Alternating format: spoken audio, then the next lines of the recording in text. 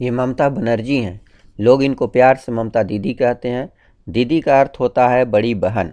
वर्तमान में ये बंगाल की मुख्यमंत्री हैं। ममता बनर्जी का जन्म 5 जनवरी 1955 को पश्चिम बंगाल के कलकत्ता शहर में हुआ। कलकत्ता अब कोलकाता कहलाता है।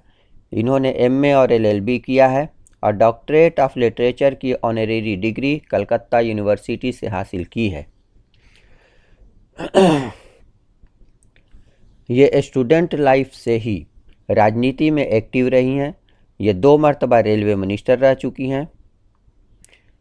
एक बार एनडीए सरकार में अटल बिहारी वाजपेयी की सरकार में और दूसरी बार यूपीए सरकार में मनमोहन सिंह की सरकार में रेलवे मिनिस्टर रह चुकी हैं।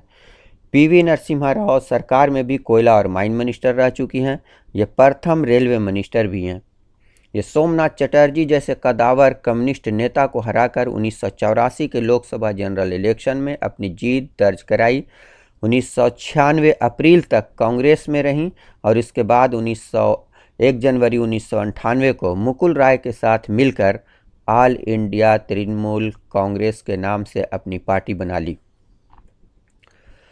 ममता ने 2011 में 34 साल पुरानी सीपीआईएम की सरकार को हराकर अपनी सरकार बनाई।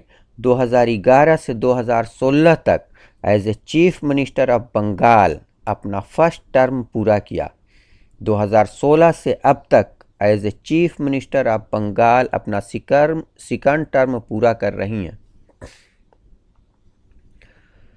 अब थोड़ा बंगाल की ज्योग्राफी और सिविक्स भी समझ लीजिए। ये भारत है और भारत के इस नक्शे में रेड कलर से स्केच किया हुआ पश्चिम बंगाल है। पश्चिम बंगाल की सरहद यानी सीमा बिहार, उड़ीसा, झारखंड, सिक्किम, असम और बांग्लादेश, नेपाल, भूटान से टच करती है और एक तरफ बे ऑफ बंगाल यानी बंगाल की खाड़ी है। ये पश्चिम बंगाल है। इसकी राजधानी कोलकाता है। यहाँ बंगाली भाषा बोली जाती है। यहाँ 23 ज़िले हैं, 23 डिस्ट्रिक्ट और विधानसभा की 295 सीटें हैं। वर्तमान में ममता बनर्जी यहाँ की मुख्यमंत्री हैं। अभी बंगाल में 27 मार्च से 8 फेज में इलेक्शन होने वाले हैं। राजनीति गरमाई हुई है। 10 मार्च को ममता बनर्जी को इलेक्शन कैंपेन में कुछ चोट आई। 2 दिन ये हॉस्पिटलाइज रहीं यानी हॉस्पिटल में रहीं, हॉस्पिटल में एडमिट रहीं। 2 दिन के बाद व्हील चेयर पर अस्पताल से बाहर आईं।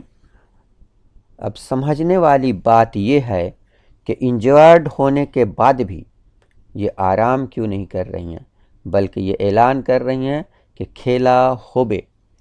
वजह साफ जाहिर है, ये अपनी ज़िंदगी का सबसे सख्त इलेक्शन लड़ने जा रही हैं, क्योंकि पीएम मोदी इनके खिलाफ कैंपेन कर रहे हैं। होम मिनिस्टर अमित शाह और दीगर मंत्री भी बंगाल का दौरा कर रहे हैं, मगर फिर भी अभी तक भाजपा ममता के खिलाफ किसी उम्मीदवार का नाम मुख्यमंत्री पद के लिए नहीं बता पा रही है। यानी भाजपा के पास अभी तक मुख्यमंत्री का कोई भी फेस नहीं है। और भाजपा के लिए बंगाल का इलेक्शन जीतना क्यों ज़रूरी है, आइए इसे भी समझते हैं। भाजपा को किसान आंदोलन का सामना करना पड़ रहा है। आज के डेट में दिल्ली के आसपास चारों तरफ किसान धरना दिए बैठे हुए हैं और इसका कारण है कृषि के 3 बिल, काले बिल और रेलवे, बैंक वगैरह के प्राइवेटाइजेशन के ऐलान की वजह से भी भाजपा को आलोचना का सामना करना पड़ रहा है। इसलिए भाजपा हर हाल में आगामी इलेक्शन और ख़ास तौर से बंगाल का इलेक्शन जीतना चाहती है, ताकि जीत के बाद ये पूरी ताकत के साथ ये कह सके कि बंगाल जो रविंद्रनाथ टैगोर, सुभाष चंद्र बोस, श्यामा प्रसाद मुखर्जी जैसे बड़े बड़े लोगों की धरती है, और वो बंगाल जहाँ के ज़्यादातर लोग खेती बाड़ी में का काम करते हैं, रेलवे में एम्प्लाई हैं और बैंकों में काम करते हैं।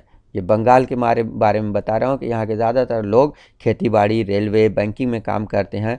तो ये भाजपा ये चाहती है कि यहाँ से जीते और ये कह सके कि ऐसी जगह जहाँ इस तरह के लोग रहते हैं, इन लोगों ने हमको जिताया है, ये लोग हमें लाइक करते हैं। इसीलिए भाजपा पूरा पूरा जोर लगा रही है कि बंगाल में इस इलेक्शन को कैसे भी साम दाम दंड भेद कैसे भी जीता जाए, ताकि अपने आलोचकों का मुंह बंद कर सके।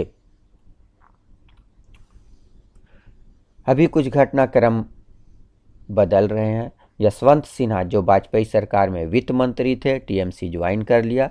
किसान नेता राकेश टिकैत बंगाल में महापंचायत करके लोगों से आह्वान कर रहे हैं कि भाजपा को वोट मत देना, भाजपा को छोड़कर किसी को भी वोट दे देना, मगर भाजपा को वोट मत देना, क्योंकि भाजपा किसान विरोधी है। भाजपा गरीबों से जॉब छीन रही है, स्टूडेंट को या नवयुवक लोगों को अपने वादे के अनुसार जॉब दे नहीं पा रही है, और तुम्हारे पास जो भी छोटा मोटा जॉब है उसे भी भाजपा धीरे धीरे करके छीन लेगी। जैसे दूध पालन, मछली पालन, ये और फिर जो साप्ताहिक हटिया लगती है, साप्ताहिक बाज़ार लगती है, वो सब का सब छीन करके अपने बड़े बड़े कॉरपोरेट घराने को ये सारे छोटे छोटे कारोबार भी दे देगी। इसलिए राकेश टिकैत का ये कहना है कि भाजपा को वोट मत देना, भाजपा के अलावा किसी को भी तुम वोट दे देना। तो इन सब बातों का इम्पेक्ट क्या होगा, ये 2 मई को रिज़ल्ट के दिन पता चलेगा। उम्मीद है वीडियो पसंद आया होगा, अतः लाइक करें, अनलाइक करें, शेयर करें, कमेंट करें या सब्सक्राइब करें। ओके, थैंक यू, धन्यवाद, बाय बाय।